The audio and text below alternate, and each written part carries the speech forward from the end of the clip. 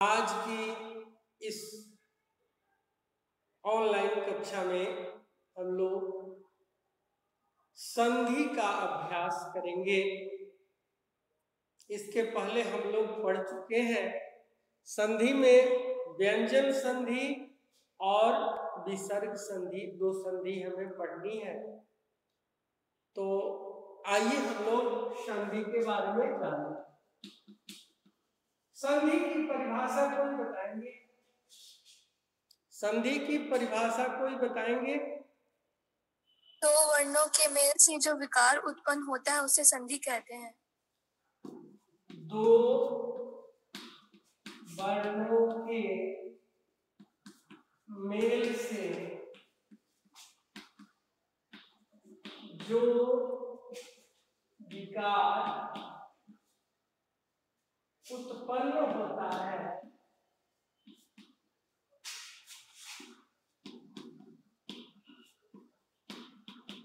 उसे संधि कहते हैं। ठीक है, अभी जिसने भी बोला सही परिभाषा है। एक बार फिर से बोल दे, एक बार फिर से बोलिए। दो वर्णों के मेल से जो विकार उत्पन्न होता है उसे संधि कहते हैं। जैसे उदाहरण के तौर पर हम लेते हैं राम जोड़ अयनम। ठीक है, जोड़ से पहले म में अ है और जोड़ के बाद अ और अ, कहता है दो वर्ण मिल गया। रामायणम। ध्यान दे, दो वर्ण मिल गया तो दोनों वर्ण आपस में मिलते हैं तो आ होता है। ये हम लोग 9th क्लास में पढ़ेंगे। तो राम यानी किसी व्यंजन से हम स्वर निकालते हैं तो व्यंजन की सौंदर्यता बढ़ाने के लिए हलंत देते हैं, यानी इसमें स्वर की मात्रा नहीं। और यहां से और निकल गया तो हमारा विकार आ गया आ, और यहां से और निकल गया तो यनम। तीनों को जोड़ेंगे तो हमारा क्या हो जाएगा? इस व्यंजन में आ आकर मिलेगा तो बनेगा रामायणम, रामायणम। ठीक है, लेकिन आप लोगों को हम बताए होंगे कि री र और मूर्धन्य स के बाद यदि न हो तो न के स्थान पर र हो जाता है। री र और मूर्धन्य स के बाद यदि न हो तो वह न ण में बदल जाता है। तो रामायण की जगह हम लिखेंगे रामायणम। ठीक है, क्लियर हो गया? तो संधि की परिभाषा के दो वर्णों के मेल से जो विकार उत्पन्न होता है उसे संधि कहते हैं। जैसे राम जोड़ ऐनम, जोड़ से पहले म है तो म में अ है और जोड़ के बाद अ है। नियम से अ और अ मिलके आ होता है। ये सूत्र है अकह सवर्णे दीर्घ, यानी यदि पूर्व में अ आ ई उ री ली ह्रस्व दीर्घ वर्ण हो और बाद में भी ह्रस्व दीर्घ वर्ण हो तो दोनों वर्ण आपस में मिल करके दीर्घ हो जाते हैं। ये है हमारा। आगे आते हैं तो हम आपसे फिर प्रश्न करेंगे कि संधि के कितने भेद होते हैं? संधि के कितने भेद होते हैं? बोलिए। संधि के तीन भेद होते हैं। संधि के तीन भेद होते हैं। कौन कौन? स्वर संधि, व्यंजन संधि, स्वर संधि और दूसरा व्यंजन संधि और तीसरा विसर्ग संधि। विसर्ग, स्वर संधि, व्यंजन संधि और विसर्ग संधि। अब हमको ध्यान देना है कि ये स्वर संधि का पार्ट हमें नहीं पढ़ना है, ये हमें नहीं पढ़ना है। व्यंजन संधि और विसर्ग संधि पढ़ना है। कौन कौन? व्यंजन संधि और विसर्ग संधि। तो आइए हम लोग व्यंजन संधि के बारे में जाने। कोई एक बता दे कि व्यंजन संधि किसे कहेंगे? व्यंजन संधि किसे कहेंगे? स्वर या व्यंजन के मेल से जो परिवर्तन होता है उसे हम व्यंजन संधि कहते हैं। एक बार फिर से बोल दें।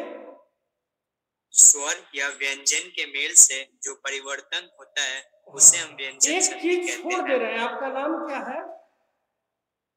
निर्भय। निर्भय। एक छोड़ रहे हैं जो हम आप देख लीजिए। आप बोले हैं स्वर या व्यंजन, व्यंजन के, स्वर या व्यंजन के मेल से व्यंजन में जो परिवर्तन होता है, जो परिवर्तन होता है उसे व्यंजन संधि कहते हैं। उसे व्यंजन संधि कहते हैं। ठीक है। स्वर या व्यंजन के मेल से व्यंजन में जो परिवर्तन होता है उसे हम व्यंजन संधि कहते हैं। क्लियर हो गया क्या? कि स्वर या व्यंजन के मेल से व्यंजन में जो परिवर्तन होता है उसे व्यंजन संधि कहते हैं। अब है पाठ्यक्रमानुसार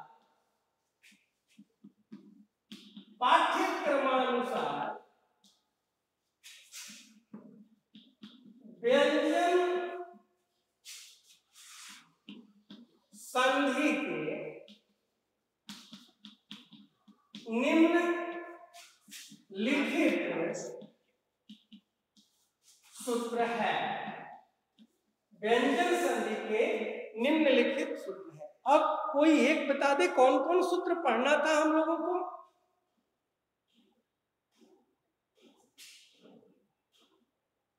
बोलिए।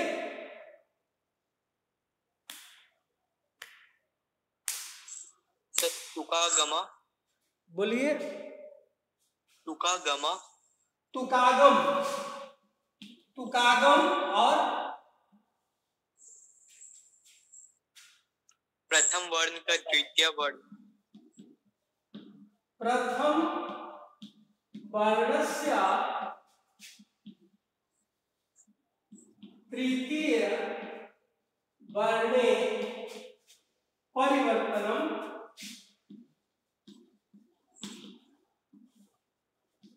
तीसरा था प्रथम वर्णस्य पंचम वर्णे परिवर्तनम, और कुछ था? मोनुस्वार।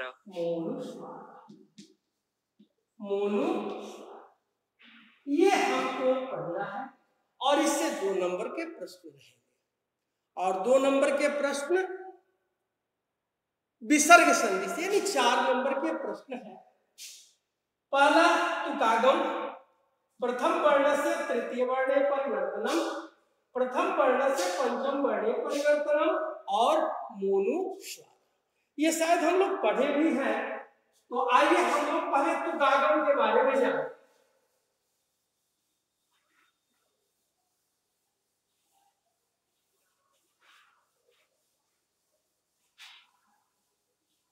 देखिए तुकागम,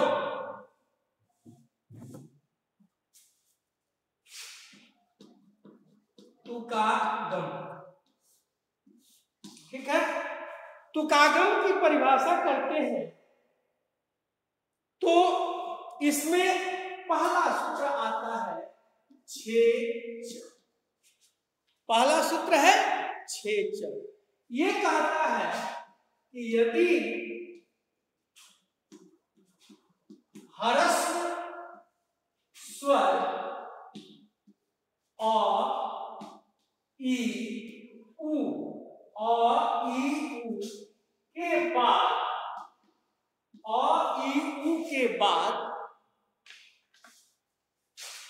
छ रहे तो दोनों के बीच में च का आगमन हो जाता है। च का आगमन हो जाता है। ठीक है, ये सूत्र है तुगागम का। यदि ह्रस्व स्वर अ ई उ के बाद यदि छ रहे, अ ई उ के बाद यदि छ रहे तो दोनों के बीच में कोई परिवर्तन नहीं, च का आगमन हो जाता है। यही है इसका सूत्र। क्लियर? तो हम ध्यान दें एक बार फिर से, यदि ह्रस्व स्वर अ ई उ के बाद छ रहे तो दोनों के बीच में च का आगमन हो जाता है। संक्षिप्त नियम, अ ई उ के बाद यदि छ रहे तो दोनों के बीच में च का आगमन होता है। जैसे हम आपसे प्रश्न किए स्व जोड़ छम, स्व जोड़ छम, तो देखिए आ है और छ है तो क्या बन जाएगा, बोलिए? स्वक्षम। स्वक्षम, स्वक्षम बन गया, स्वक्षम। अब आते हैं हम शुभ जोड़ छाया, शुभ जोड़ छाया क्या होगा, बोलिए? शुभ छाया, शुभ छाया हो जाएगा। अब डायरेक्ट हम प्रश्न आपसे करें कि संधि विच्छेद करें, प्रिय छात्रा, प्रिय जोड़ छात्रा, प्रिय जोड़ हो जाएगा। अब ई का हम आपसे प्रश्न करें परिच्छेद, यहां हम लिख देते हैं, आपने बताया प्रिय जोड़ छात्रा, परिच्छेद क्या है? परिजोड़ छेदा, परिजोड़ छेद, परिजोड़ छेदा। ठीक है, तो देखिए ध्यान दीजिएगा, ऑप्शन रहेगा, इस रूप में रहेगा तो ऐसा बनाना है, इस रूप में रहेगा तो इस तरह। दूसरा हम प्रश्न किए आपसे अनुच्छेद, बोलिए? अनुच्छेद, छेदा, बोलिए? अनुजोड़ छेदा, अनुजोड़।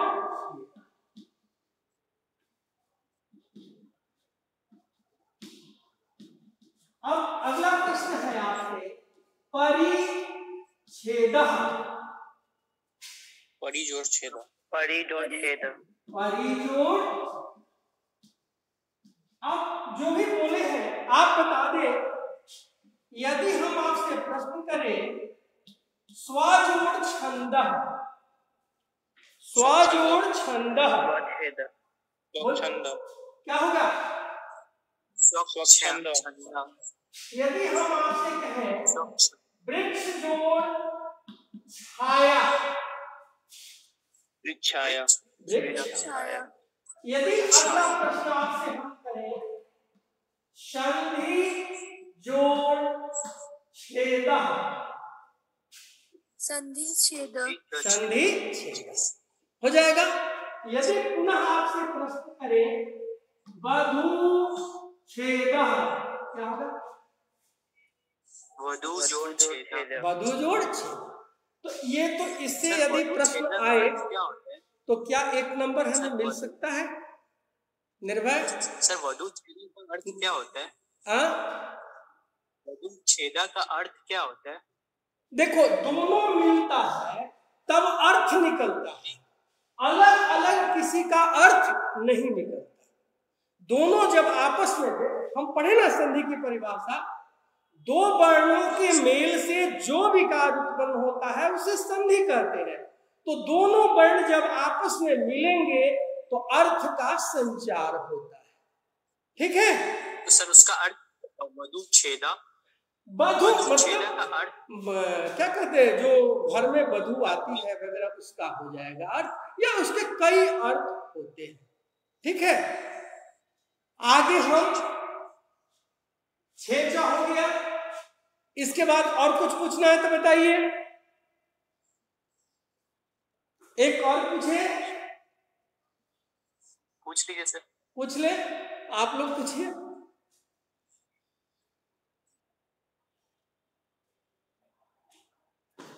सर स्कूल का नोटिस कब आएगा?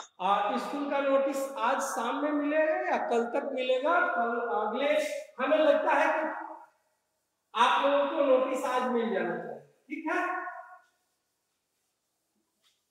अगला प्रश्न, अगला है, हम लोगों को अगला पढ़ना है,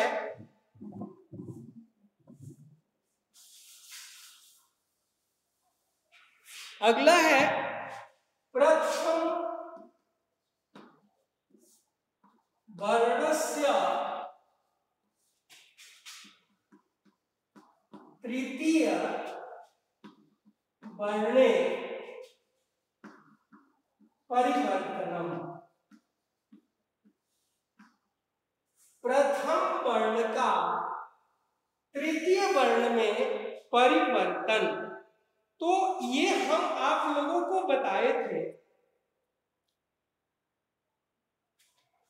कि सूत्र क्या बताए थे, हमें लगता है कि हम इसे बताए थे जसत्व संधि, जसत्व जन्म जो संधि, इसका परिभाषा हम क्या किए थे, लिखाए थे, कुछ याद है कि यदि वर्गों के प्रथम वर्ण के बाद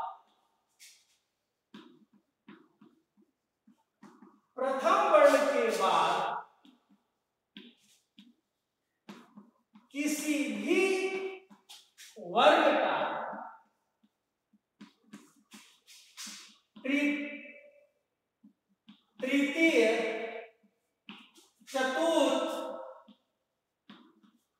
तृतीय, चतुर्थ, पंचम वर्ण रहे,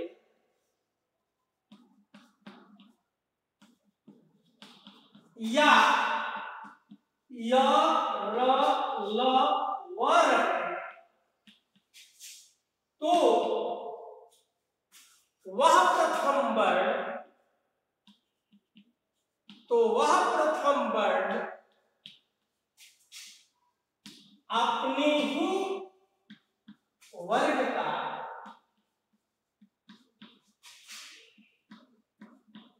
तृतीय वर्ण हो जाता है।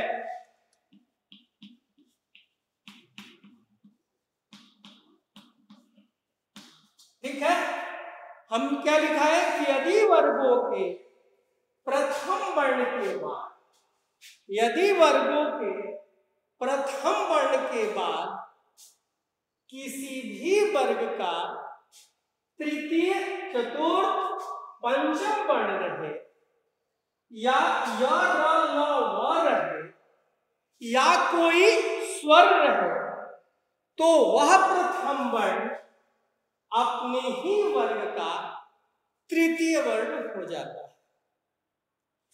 संक्षिप्त में नियम है इसका कि यदि वर्गों के प्रथम वर्ण, ये ध्यान देंगे, यहां पर लिख देते हैं 1, 2, 3, 4 और 5, यानी क, ख, ग, घ अंग, च, छ, ज, झ, य, ट, ठ, ड, ढ, ण, त, थ, द, ध, न, प, फ, ब, भ, म।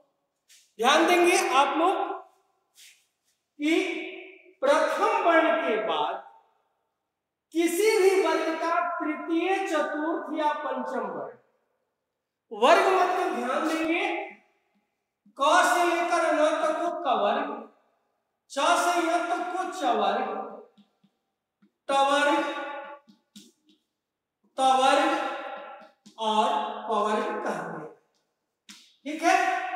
कहता है नियम, यदि वर्गों के प्रथम वर्ण में आ गया क, च, ट, त और प, वर्गों के प्रथम वर्ण के बाद किसी भी वर्ग का तृतीय, चतुर्थ और पंचम वर्ण या य, र, ल, व,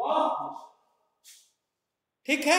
यही नियम है कि यदि वर्गों के प्रथम वर्ण के बाद किसी भी वर्ग का तृतीय, चतुर्थ या पंचम वर्ण रहे या य, र, ल, व रहे या कोई स्वर रहे या कोई प्रथम वर्ण रहे, तो वह प्रथम वर्ण अपने ही वर्ग का तृतीय वर्ण हो जाता है। अर्थात यदि क प्रथम वर्ण में रहेगा तो वह क होगा, च रहेगा तो वह ज होगा, त रहेगा तो द होगा, त रहेगा तो द होगा और प रहेगा तो।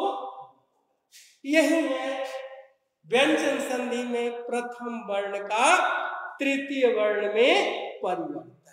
ठीक है। अब यदि हम आपसे प्रश्न करें कि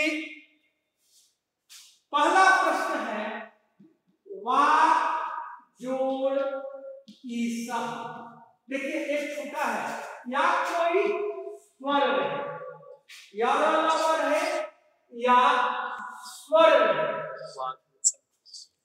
तो वह प्रथम क है, क के बाद स्वर है, तो क्या होगा? क किसमें बदलेगा?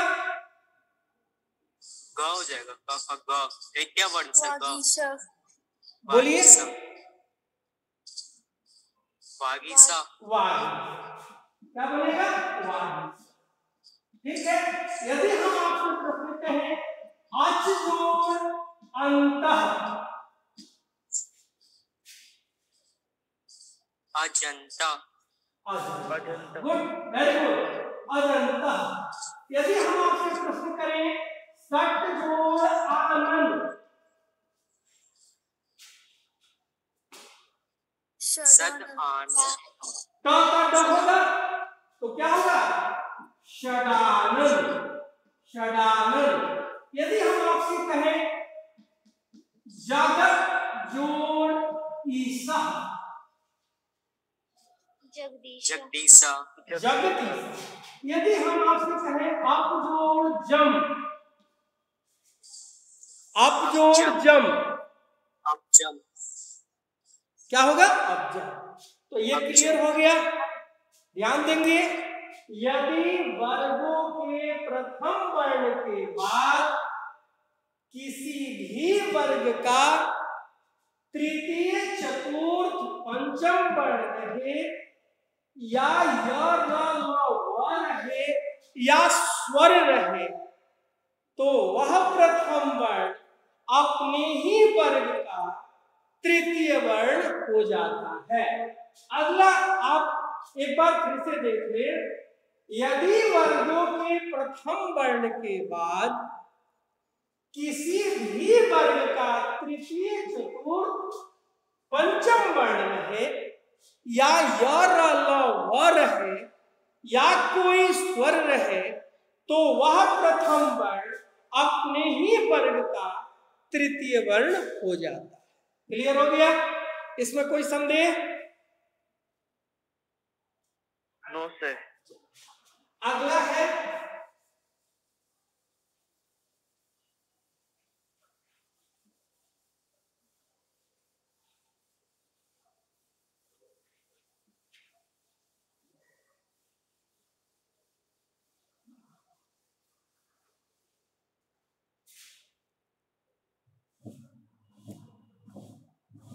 अगला, देखिए प्रथम वर्णस्य पंचम वर्णे परिवर्तनम, प्रथम वर्णस्य पंचम वर्णे परिवर्तनम। इसका सूत्र कुछ याद है? हम क्या लिखाए थे? यरो अनुनासिके अनुनासिको वा। ठीक है, ये कहता है कि यदि वर्गों के प्रथम वर्ण के बाद पंचम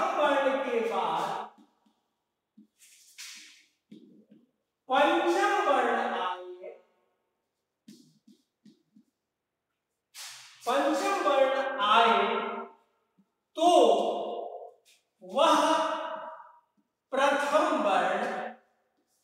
तो वह प्रथम वर्ण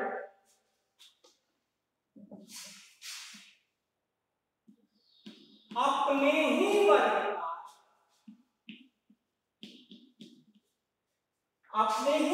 का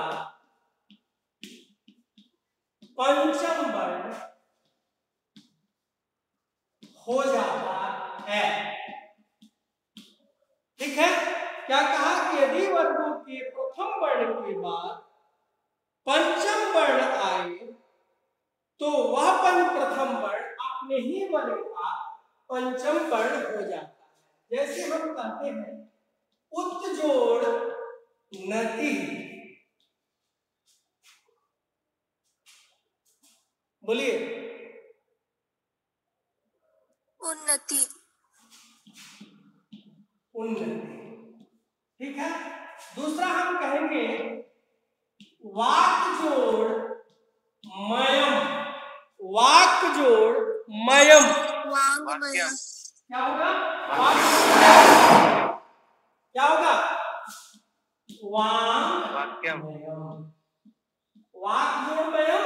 वांगमयम। अगला यदि हम आपसे प्रश्न करें सत्य जोड़ नाम।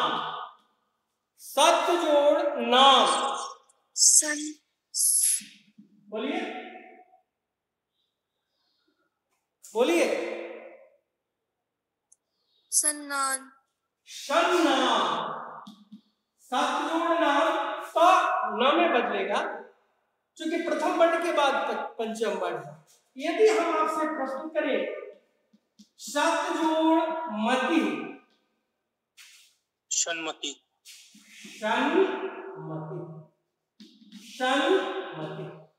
यदि अगला प्रश्न आपसे कहें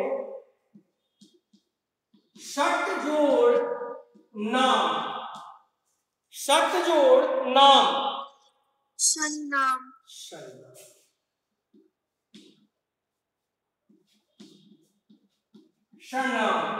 ये बताइए ये क्यों ण हुआ? बता दीजिए क्यों ण हुआ, ये न क्यों नहीं हुआ? याद रखिए अभी जस्ट बताए थे री र और मूर्धन्य स के बाद र हो तो यह न ण में, तो ये देखिए मूर्धन्य स है। ठीक है, अगला प्रश्न आपसे और लास्ट शब्द जोड़ नायिका।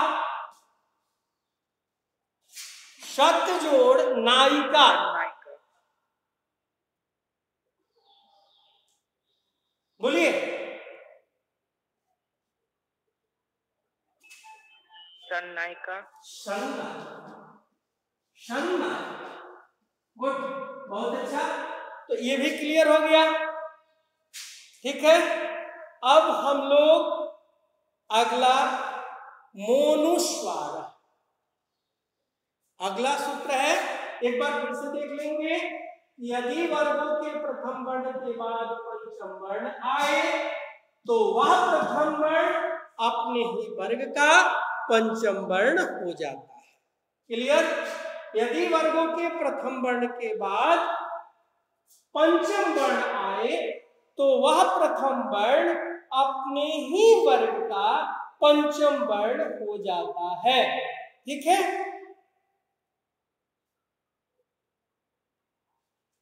क्लियर? अब आते हैं हम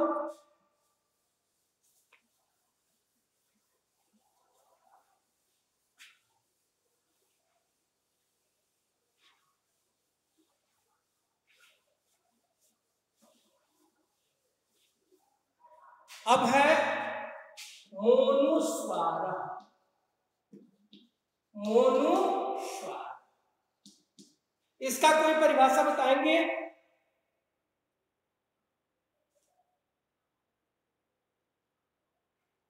बोलिए कोई।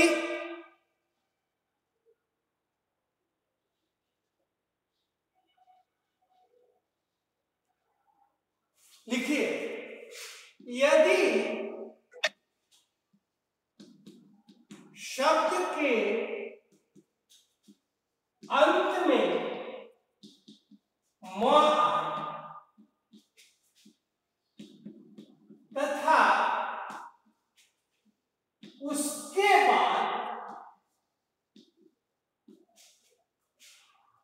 तथा उसके बाद कोई भी व्यंजन आए,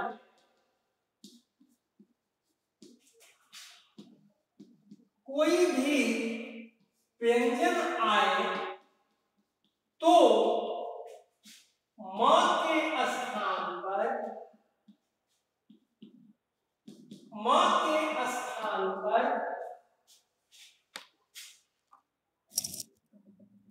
तो म के स्थान पर अनुस्वार